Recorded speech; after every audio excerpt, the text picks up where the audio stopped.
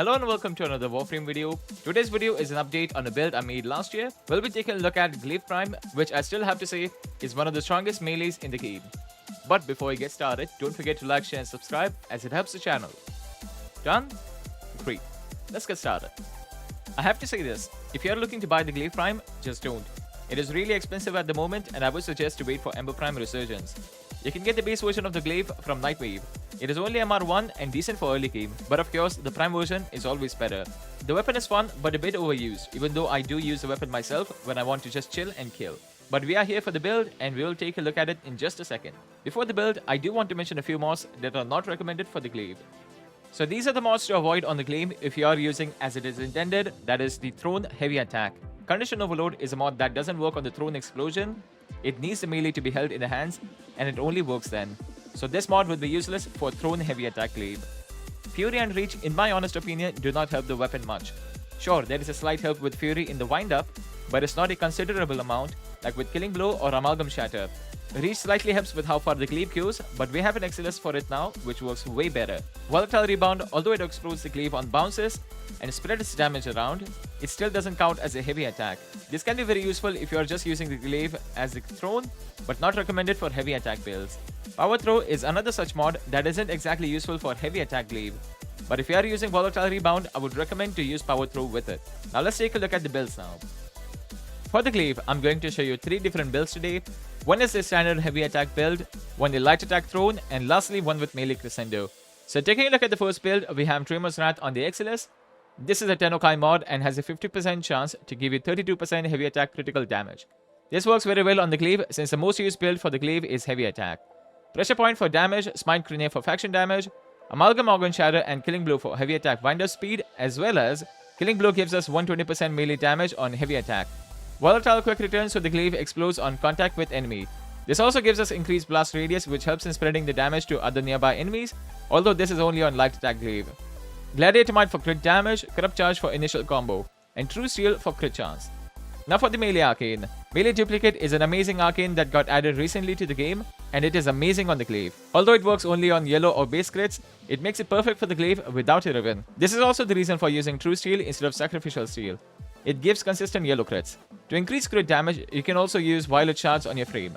This shard gives you 25% melee crit damage, and if you have max energy over 500, this will double. So you will get twice the crit damage on this than the standard red shards. Tougher shards give you 37.5% crit damage, so even 2 or 3 on the frame will give you a lot of crit damage, which means more damage. Now if for some reason you want to use the Glaive for light thrown attack, this is the build for you. Whirlwind and XLS to give more projectile speed. This means you will be able to throw the Glaive for longer distance, and also the bounces will be faster this way and the Glaive returns to you a bit faster.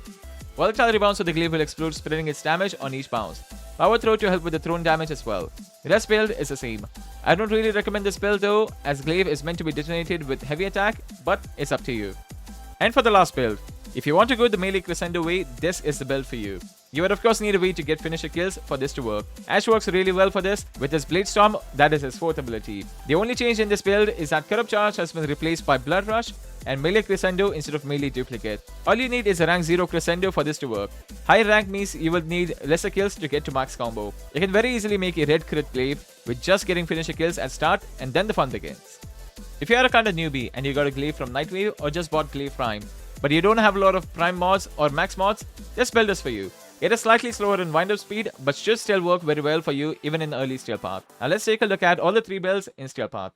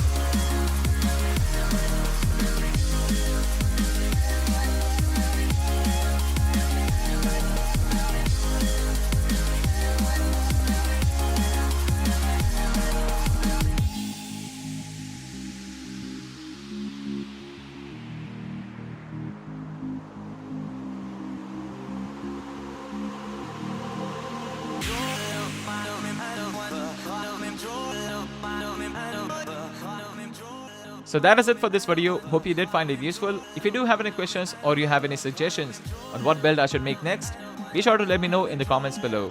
Thank you for watching the video. Have an amazing day. See you in the next one.